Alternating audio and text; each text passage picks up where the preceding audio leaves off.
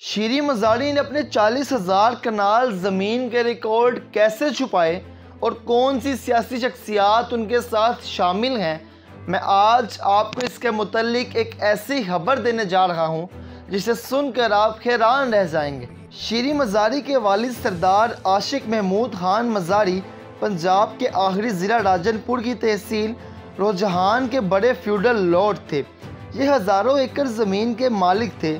जुल्फ़कार अली भुट्टो ने जब land reforms शुरू की और फ्यूडल लॉर्ड से ज़मीनें लेकर मज़ारों और हारियों में तकसीम कर दी, तो सरदार आशिक मज़ारी की ज़मीन भी तकसीम हो गई। पाकिस्तान लैंड रिफॉर्म्स को पता चला मौजू कच्चा मियाँ वाली की 40,000 कनाल ज़मीन की जमाबंदी और पड़त सरकार दोनों मिली भगत से गायब कर दी गई हैं।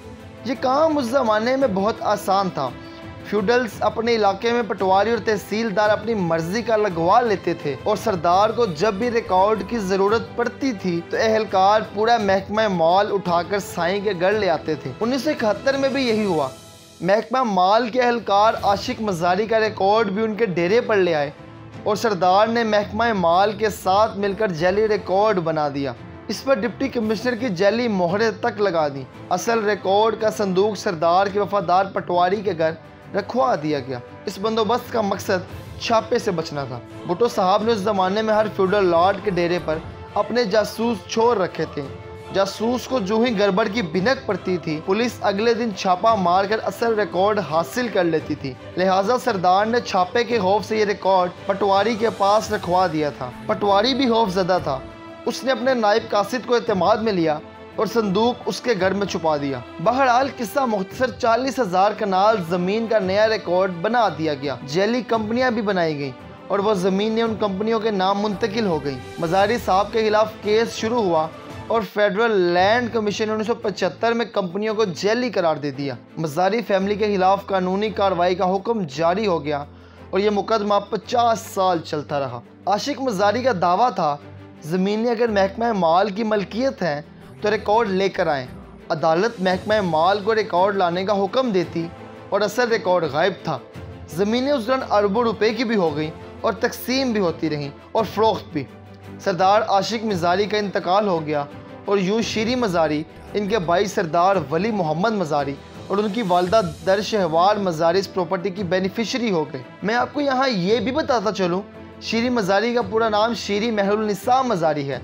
नादरा के रिकॉर्ड में उनकी तारीख़ पैदाइश 6 जुलाई 1951 है, जबकि गूगल में उनकी डेट ऑफ बर्थ 26 अप्रैल 1966 आती है। ये 15 साल का फ़र्क क्यों है? तफ्तीशकारों का दावा है शीरी मज़ारी के वकील इस फ़र्क की बुनियाद पर यह दावा करते हैं, मसला जब उठा था तो मेरी मुवक्किला की उम्र उस वक्त सिर्फ 5 साल थी। ये बच्ची थी, ये रिकॉर्ड में गड़बड़ कैसे कर सकती हैं? लेकिन ये दावा गलत है क्योंकि शीरी मज़ारी की उम्र इस वक्त 20 साल थी और ये आकिल और बालिग भी थी। लिहाजा कंपनियां बनाने और ज़मीनों की मुंतकली में उनकी रजामंदी भी शामिल थी।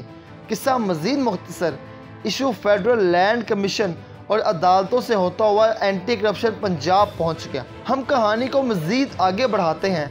मज़ारी फैमिली के ख़िलाफ़ तफ्तीश शुरू हुई और ये चलती रही। इस दौरान रिकॉर्ड गायब करने वाला पटवारी रिटायर हुआ और फौत हो गया। वो नायब कासिद जिसके घर में असल रिकॉर्ड का संदूक था, वो भी दुनिया से रुखसत हो गया। लेकिन केस अदालतों और एंटी करप्शन डिपार्टमेंट के दरमियान कभी इधर हो जाता और कभी उधर। शीरी मज़ारी 2008 में सियासत में आ गई। 2018 में पीटीए की हुकूमत आई तो शहजाद अकबर केस में उनकी सपोर्ट करने लगे। डीजी एंटी करप्शन गौहर नफीस शहजाद अकबर के दस्ते राज थे, लिहाजा रोजान की ज़मीनों की तफ्तीश अलमारियों में बंद कर दी गई।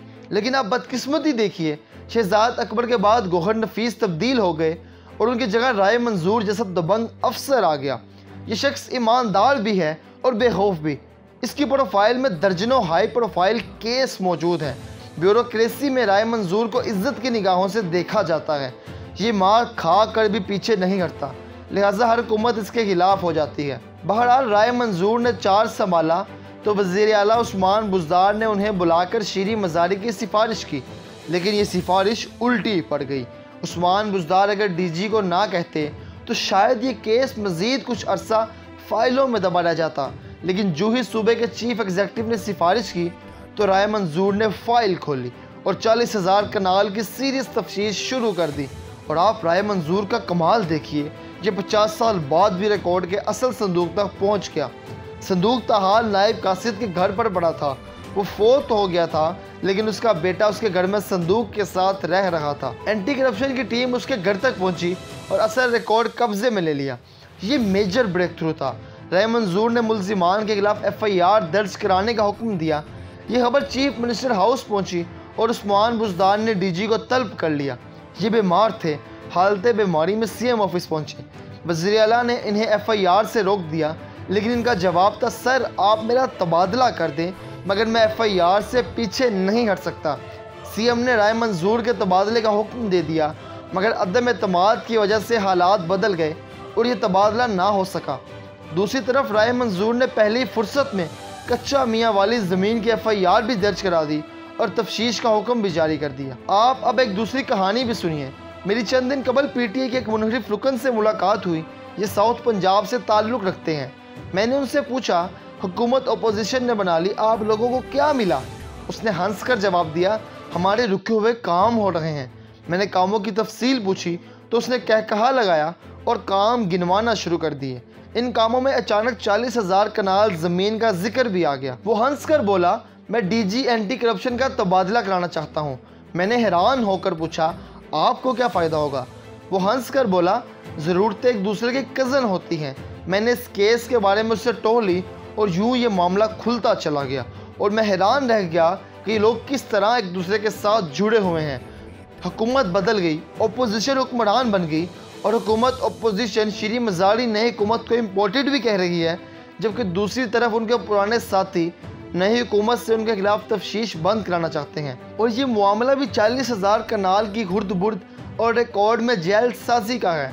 लिहाजा मैं अब उस दिन का इंतज़ार कर रहा हूँ जब इस तफ्तीश का रिकॉर्ड 51 साल पुराना संदूक एक बार फिर गायब हो जाएगा और FIR दर्ज करवाने, तफ्तीश करने वाली टीम और DG एंटी करप्शन को खुले लाइन लगा दिया जाएगा और नई टीम रिकॉर्ड को एक बार फिर दफन कर देगी और यूँ ये मामला मज़ीद 50 साल के लिए दफन हो जाएगा। मैं श्री मज़ारी का फ़ैन हूँ।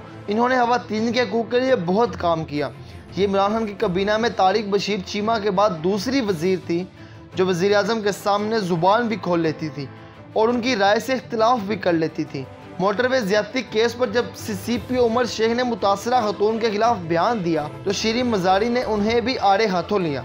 ये पढ़ी लिखी भी हैं, लंदन स्कूल ऑफ इकनॉमिक्स और कोलंबिया यूनिवर्सिटी की डिग्री होल्डर हैं, लेकिन इसके बावजूद इनके पास 40,000 कनाल ज़मीन पर कब्जे और रिकॉर्ड में रद्दोबदल का क्या जवाब है? मैंने इस जवाब के लिए उनसे रब्ता किया।